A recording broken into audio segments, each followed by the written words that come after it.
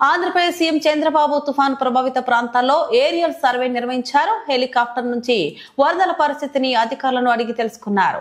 బాపట్ల, పల్నాడు, కృష్ణా, కోనసీమ, ఏలూరు జిల్లాలో aerial survey కొనసాగింది. తుఫాను వల్ల వివిధ విభాగాల్లో కలిగిన నష్టాన్ని అంచనా వేసి కేంద్రానికి నివేదిక ఇవ్వాలని అంతకుముందు సీఎం అధికారులను ఆదేశించారు.